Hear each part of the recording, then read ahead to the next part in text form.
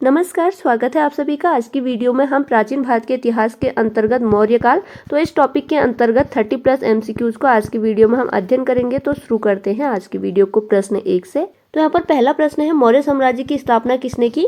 तो option A में है अशोक ने, ऑप्शन बी है बिंदुसार ने, ऑप्शन सी है घनानंद ने और ऑप्शन डी है चंद्रगुप्त मौर्य ने। तो इस प्रश्न का सही उत्तर है ऑप्शन डी, चंद्रगुप्त मौर्य ने। तो चंद्रगुप्त मौर्य ने अपने गुरु चाणक्य की सहायता से नंद वंश के अंतिम शासक घनानंद का वध करके मौर्य साम्राज्य की स्थापना की थी। तो इस प्रश्न का सही उत्तर है ऑप्शन डी। प्रश्न 2 है, बिंदुसार ने अपने विद्रोहियों को कुचलने के लिए अशोक को कहाँ भेजा था? तो ऑप्शन ए में है स्वर्णगिरी, ऑप्शन बी है तक्षशिला, ऑप्शन सी है उज्जैन, ऑप्शन डी है वैशाली। तो इस प्रश्न का सही उत्तर है ऑप्शन बी, तक्षशिला। तो बिंदुसार के शासनकाल में तक्षशिला में 2 विद्रोह हुए थे। पहली बार अशोक ने विद्रोह का दमन किया था और दूसरी बार सुसीम ने। तो इस प्रश्न का सही उत्तर है ऑप्शन बी। प्रश्न 3 है, कौटिल्य या चाणक्य किसका प्रधानमंत्री था? तो ऑप्शन ए में है अशोक का, ऑप्शन बी में है बिंदुसार का, ऑप्शन सी है चंद्रगुप्त मौर्य का और ऑप्शन डी है चंद्रगुप्त द्वितीय का। तो इस प्रश्न का सही उत्तर है ऑप्शन सी, चंद्रगुप्त मौर्य का। तो कौटिल्य या चाणक्य ने विष्णुगुप्त भी कहा जाता है। तो कौटिल्य, चाणक्य या विष्णुगुप्त जो है चंद्रगुप्त मौर्य के प्रधानमंत्री थे। तो ऑप्शन सी सही उत्तर है। प्रश्न 4 है, निम्नलिखित में से मौर्य काल का सबसे अच्छा नमूना कौन सा है? तो ऑप्शन ए में है स्तंभ, ऑप्शन बी में है स्तूप, ऑप्शन सी में है गुफा निर्माण और ऑप्शन डी में है चैत्य। तो इस प्रश्न का सही उत्तर है ऑप्शन बी, स्तूप। तो स्तूप जो है मौर्य काल का सबसे अच्छा नमूना है। तो ऑप्शन बी यहाँ पर सही उत्तर है। प्रश्न 5 है, अशोक के मनसेहरा और शाहबाज गढ़ी जो कि पाकिस्तान में है दोनों स्थल, तो यहाँ से प्राप्त बृहद शिलालेखों में किस भाषा का प्रयोग किया गया है? तो ऑप्शन ए में है खरोष्टी, ऑप्शन बी में है संस्कृत, ऑप्शन सी में है तमिल और ऑप्शन डी में है यूनानी। तो इस प्रश्न का सही उत्तर है ऑप्शन ए, खरोष्टी। और इसके अलावा आपको याद रखना है, अफगानिस्तान से जो अशोक के अभिलेख मिले हैं उनमें ग्रीक एवं अरमाइक लिपि का प्रयोग किया गया है और शेष भारत से ब्राह्मी लिपि के अभिलेख मिले हैं अशोक के। तो इस प्रश्न का सही उत्तर है खरोष्टी लिपि। प्रश्न 6 है, किस ग्रंथ में चंद्रगुप्त मौर्य के लिए वृषल यानी निम्न कुल शब्द का प्रयोग किया गया है? तो ऑप्शन ए में है ब्राह्मण साहित्य, ऑप्शन बी में है जैन साहित्य, ऑप्शन सी में है मुद्रा राक्षस और ऑप्शन डी में है बौद्ध साहित्य। तो इस प्रश्न का सही उत्तर है ऑप्शन सी, मुद्रा राक्षस। तो आपको याद रखना है, मुद्रा राक्षस जो कि विशाख दत्त की पुस्तक है, तो इस पुस्तक में चंद्रगुप्त मौर्य को वृषल यानी कुलहीन कहा गया है। तो ऑप्शन सी यहाँ पर सही उत्तर है। प्रश्न 7 है, अशोक के शिलालेखों में प्रयुक्त भाषा है? तो ऑप्शन ए में है संस्कृत, ऑप्शन बी में है प्राकृत, ऑप्शन सी में है पाली और ऑप्शन डी में है हिंदी। तो इस प्रश्न का सही उत्तर है ऑप्शन बी, प्राकृत। प्रश्न 8 है, किस जैन ग्रंथ में चंद्रगुप्त मौर्य के जैन धर्म अपनाने का उल्लेख मिलता है? तो ऑप्शन ए में है पूर्व, ऑप्शन बी में है अंग, ऑप्शन सी में है परिशिष्ट पर्वन और ऑप्शन डी में है उपांग। तो इस प्रश्न का सही उत्तर है ऑप्शन सी, परिशिष्ट पर्वन। और इसके अलावा आपको याद रखना है कि चंद्रगुप्त मौर्य ने जैन गुरु भद्रबाहु, तो इनका नाम आपको याद रखना है, जैन गुरु भद्रबाहु से जैन धर्म की दीक्षा ली थी। तो इस प्रश्न को भी आपको याद रखना है। तो इस प्रश्न का सही उत्तर ऑप्शन सी है। प्रश्न 9 है, मौर्य साम्राज्य में प्रचलित मुद्रा का नाम क्या था? तो ऑप्शन ए में है पर्ण, ऑप्शन बी में है तोल, ऑप्शन सी में है कांकड़ी और ऑप्शन डी में है दिनार। तो इस प्रश्न का सही उत्तर है ऑप्शन ए, पर्ण। प्रश्न 10 है, यूनानी ग्रंथों में चंद्रगुप्त मौर्य को कहा गया है? तो ऑप्शन ए में है अमित्रोचेट्स, ऑप्शन बी में है अग्रमीज, ऑप्शन सी में है सेंड्रोकोट्स और ऑप्शन डी में है अमित्रघात। तो इस प्रश्न का सही उत्तर है ऑप्शन सी, सेंड्रोकोट्स। और इसके अलावा आपको याद रखना है, चंद्रगुप्त मौर्य को बौद्ध साहित्य, महावंश तथा अर्थशास्त्र में क्षत्रिय कहा गया है। और इसके अलावा मुद्रा राक्षस जो कि विशाख दत्त की पुस्तक है, जैसे कि हमने अध्ययन किया, चंद्रगुप्त मौर्य को इस पुस्तक में वृषल या कुलहीन कहा गया है। तो यहाँ पर इस प्रश्न का सही उत्तर है ऑप्शन सी, सेंड्रोकोट्स। प्रश्न 11 है, चंद्रगुप्त मौर्य ने सेल्यूकस को कब पराजित किया था? तो ऑप्शन ए में है 352 ईसा पूर्व में, ऑप्शन बी में है 305 ईसा पूर्व में, ऑप्शन सी में है 173 ईसा पूर्व में और ऑप्शन डी में है 261 ईसा पूर्व में। तो इस प्रश्न का सही उत्तर है ऑप्शन बी, 305 ईसा पूर्व में। प्रश्न 12 है, निम्नलिखित प्रमुख शिलालेखों में से किस शिलालेख पर अशोक ने सर्वप्रथम धर्म महामात्रों का उल्लेख किया है? तो ऑप्शन ए में है द्वितीय शिलालेख, ऑप्शन बी में है तृतीय शिलालेख, ऑप्शन सी में है चतुर्थ शिलालेख और ऑप्शन डी में है पंचम शिलालेख। तो इस प्रश्न का सही उत्तर है ऑप्शन डी, पंचम शिलालेख में। तो आपको याद रखना है, अशोक के पंचम शिलालेख में धर्म महामात्रों की नियुक्ति और समाज तथा वर्ण व्यवस्था का उल्लेख किया गया है। तो इस प्रश्न का सही उत्तर ऑप्शन डी है। प्रश्न 13 है, मौर्य साम्राज्य का विभाजन 7 वर्गों में विशेष तौर पर उल्लेखित है? तो ऑप्शन ए में है कौटिल्य के अर्थशास्त्र में, ऑप्शन बी में है अशोक के शिलालेख में, ऑप्शन सी में है पुराणों में और ऑप्शन डी में है मेगास्थनीज की इंडिका में। तो इस प्रश्न का सही उत्तर है ऑप्शन डी, मेगास्थनीज की इंडिका में। तो मेगास्थनीज ने मौर्य साम्राज्य का विभाजन 7 वर्गों में किया और इनमें है दार्शनिक, किसान, अहीर, कारीगर, सैनिक, निरीक्षक और सभासद। तो 7 भागों में किया मेगास्थनीज ने मौर्य समाज का विभाजन। तो इस प्रश्न का सही उत्तर ऑप्शन डी है। प्रश्न 14 है चंद्रगुप्त मौर्य को सेंड्रोकोट्स किसने कहा? तो ऑप्शन ए में है सेल्यूकस ने, ऑप्शन बी में है प्लूटार्क ने, ऑप्शन सी में है स्ट्रेबो ने और ऑप्शन डी में है विलियम जोन्स ने। तो इस प्रश्न का सही उत्तर ऑप्शन सी है, स्ट्रेबो ने। प्रश्न 15 है कि स्तंभ लेख में अशोक ने स्वयं को मगध का सम्राट बताया है। तो ऑप्शन ए में है मास्की का लघु स्तंभ लेख, ऑप्शन बी में है भाब्रू स्तंभ लेख, ऑप्शन सी में है रुमनदेही स्तंभ लेख और ऑप्शन डी में है गुर्जरा अभिलेख। तो इस प्रश्न का सही उत्तर है भाब्रू स्तंभ लेख में। प्रश्न 16 है दक्षिण भारतीय राज्य जिनमें है चोल, पांड्य, केरल पुत्र, सातय पुत्र व ताम्रपर्णी का उल्लेख अशोक के किस शिलालेख में मिलता है? तो ऑप्शन ए में है प्रथम शिलालेख में, ऑप्शन बी में है द्वितीय शिलालेख में, ऑप्शन सी में है तृतीय शिलालेख में और ऑप्शन डी में है 13वें शिलालेख में। तो इस प्रश्न का सही उत्तर है ऑप्शन बी, द्वितीय शिलालेख में। और इसके अलावा द्वितीय शिलालेख में लोक कल्याणकारी कार्य, मनुष्य और पशु के लिए चिकित्सा का प्रबंध भी द्वितीय शिलालेख में है। तो ऑप्शन बी इस प्रश्न का सही उत्तर है। प्रश्न 17 है मास्की, नेतुर, उद्गोलम एवं गुर्जरा अभिलेख में अशोक का नाम क्या मिलता है? तो ऑप्शन ए में है अशोक, ऑप्शन बी में है प्रियदर्शी राजा मगधे, ऑप्शन सी में है अशोक वर्धन और ऑप्शन डी में है उपर्युक्त सभी। तो इस प्रश्न का सही उत्तर है ऑप्शन ए, अशोक। तो मास्की, नेतुर, उद्गोलम एवं गुर्जरा अभिलेख में अशोक का नाम अशोक ही मिलता है। इसके अलावा आपको याद रखना है अशोक के भाब्रू शिलालेख में उसे कहा गया है प्रियदर्शी राजा मगधे और अशोक वर्धन कहा गया है पुराणों में। तो पुराणों में अशोक को अशोक वर्धन कहा गया है और भाब्रू अभिलेख में अशोक को प्रियदर्शी राजा मगधे कहा गया है और मास्की, नेतुर, उद्गोलम एवं गुर्जरा अभिलेख में इसे कहा गया है अशोक। तो ऑप्शन ए यहाँ पर सही उत्तर है। प्रश्न 18 है कलिंग का युद्ध किस वर्ष हुआ था? तो ऑप्शन ए में है 269 ईसा पूर्व में, ऑप्शन बी में है 261 ईसा पूर्व में, ऑप्शन सी में है 258 ईसा पूर्व में और ऑप्शन डी में है 257 ईसा पूर्व में। तो इस प्रश्न का सही उत्तर है ऑप्शन बी, 261 ईसा पूर्व में। तो ऑप्शन बी यहाँ पर सही उत्तर है। तो आपको याद रखना है अशोक ने अपने अभिषेक के 8वें वर्ष कलिंग पर आक्रमण किया था लगभग 261 ईसा पूर्व में और उसने कलिंग की राजधानी तोसली पर अधिकार कर लिया था। तो आपको कलिंग की राजधानी भी याद रखना है। तो कलिंग की राजधानी थी तोसली। तो इस प्रश्न का सही उत्तर है ऑप्शन बी, 261 ईसा पूर्व में। प्रश्न 19 है सम्राट अशोक को बौद्ध धर्म की शिक्षा किसने दी थी? तो ऑप्शन ए में है बिंदुसार ने, ऑप्शन बी में है कौटिल्य ने, ऑप्शन सी में है उपगुप्त ने और ऑप्शन डी है विष्णुगुप्त ने। तो इस प्रश्न का सही उत्तर है ऑप्शन सी, उपगुप्त ने। तो उपगुप्त नामक बौद्ध भिक्षु ने अशोक को बौद्ध धर्म की दीक्षा दी। तो ऑप्शन सी सही उत्तर है। प्रश्न 20 है निम्नलिखित में से कौन सा युग्म सही सुमेलित नहीं है? तो यहाँ पर दिए गए हैं मौर्यकालीन मंत्रिपरिषद में मंत्री और उनके विभाग। तो ऑप्शन ए में है सन्निधाता, ऑप्शन बी में है व्यवहारिक प्रमुख न्यायाधीश, ऑप्शन सी में है प्रशास्त्री जो कि है कारागारों का अध्यक्ष, ऑप्शन डी में है पौर नगर रक्षा का अध्यक्ष। तो इस प्रश्न का सही उत्तर है यहाँ पर ऑप्शन डी, पौर नगर रक्षा का अध्यक्ष।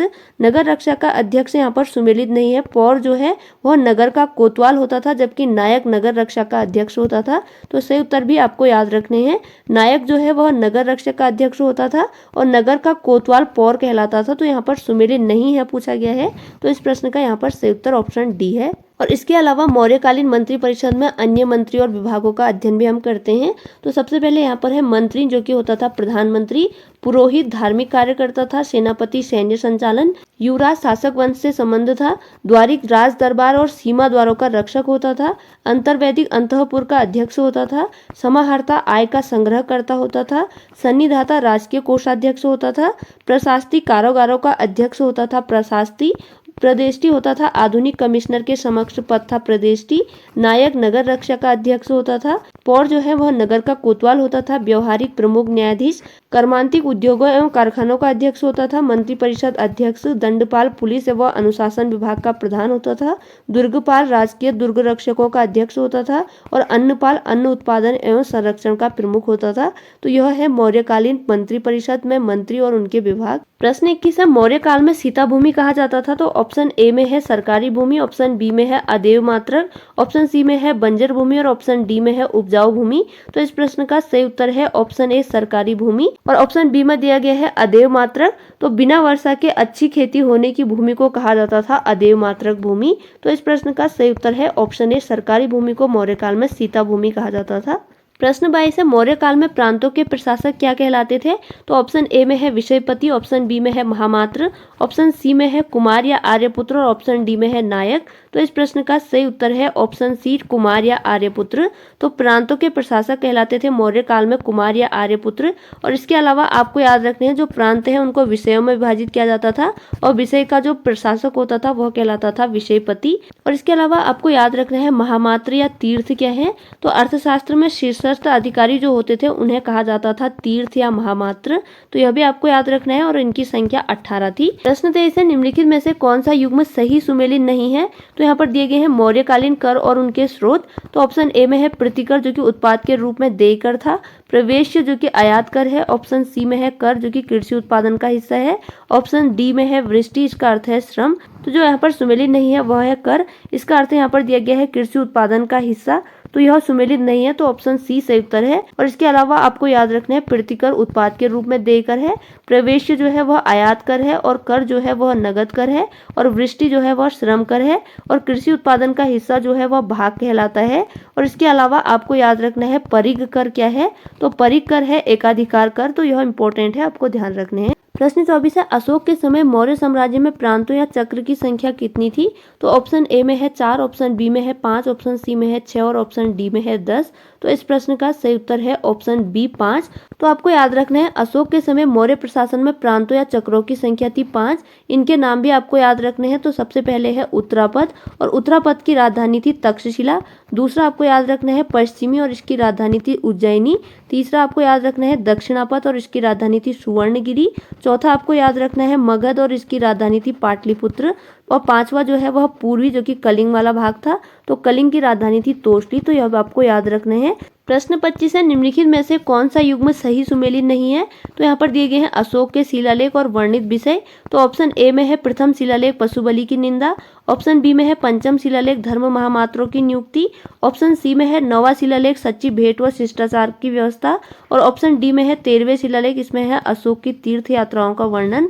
तो यहाँ पर जो सुमेलित नहीं है वह है ऑप्शन डी 13वें शिलालेख, जिसमें है अशोक की तीर्थ यात्राओं का वर्णन। तो यहाँ पर ऑप्शन डी सही उत्तर है। तो आपको याद रखना है सही उत्तर भी। तो 13वें शिलालेख में जो है वह कलिंग के युद्ध का वर्णन और 5 यूनानी शासकों का उल्लेख मिलता है और अशोक के तीर्थ यात्राओं का वर्णन मिलता है अशोक के 7वें और 8वें शिलालेख में। तो सही उत्तर भी आपको याद रखना है।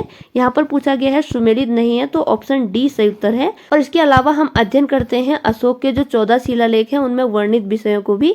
तो प्रथम शिलालेख में है पशुबलि की निंदा, समाज में उत्सव का निषेध, तीसरा है सभी मनुष्य मेरी संतान है और दूसरे शिलालेख में है लोक कल्याणकारी कार्य जिनमें मनुष्य और पशु के लिए चिकित्सा का प्रबंधन है, दूसरा है चेर चोल पांड्य सातीय पुत्र श्रील का उल्लेख। तो इन राज्यों का उल्लेख भी द्वितीय शिलालेख में है और तृतीय व चतुर्थ शिलालेख में है धर्म संबंधी नियम, रज्जुकों की नियुक्ति, महामात्रों को प्रति 5 वर्ष पर दौरे का आदेश। तो यह है तृतीय व चतुर्थ शिलालेख में। पंचम शिलालेख में है धर्म महामात्रों की नियुक्ति के संकेत, समाज तथा वर्ण व्यवस्था का उल्लेख। छठवां शिलालेख में है आत्म संयम की शिक्षा।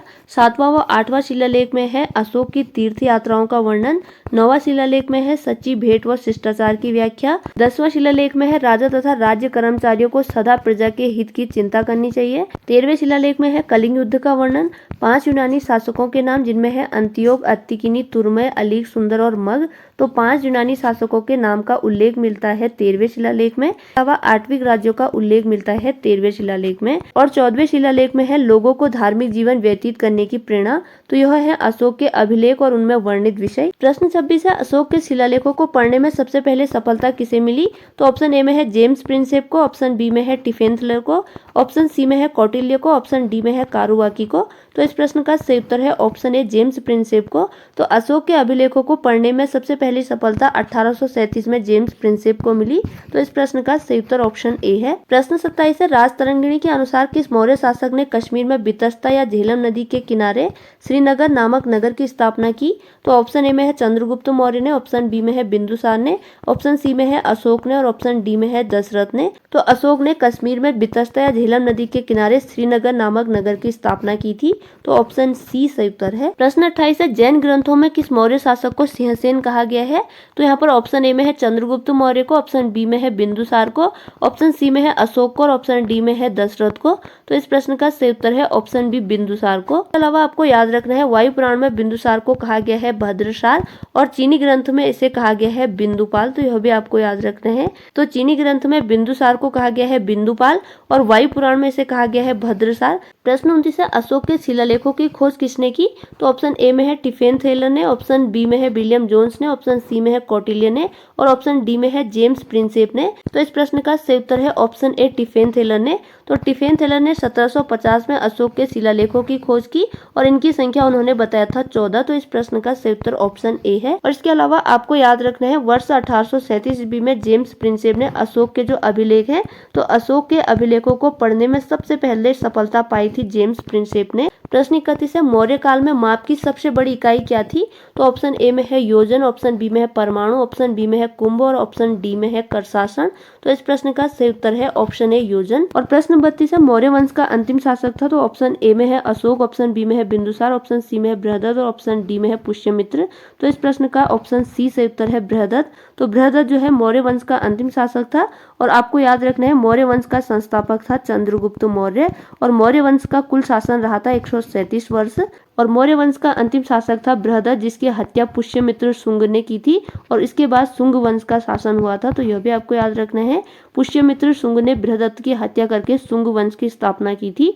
तो ये थी आज की वीडियो, जिसके अंतर्गत आज की वीडियो में हमने मौर्यकाल, तो इस टॉपिक के अंतर्गत यहाँ पर हमने 30+ MCQs को अध्ययन किया। अगर वीडियो आपकी स्टडी में हेल्पफुल हुई है तो प्लीज़ चैनल को लाइक, शेयर और सब्सक्राइब जरूर कीजिएगा। इसी के साथ आज की वीडियो ओवर होती है। Thanks for watching.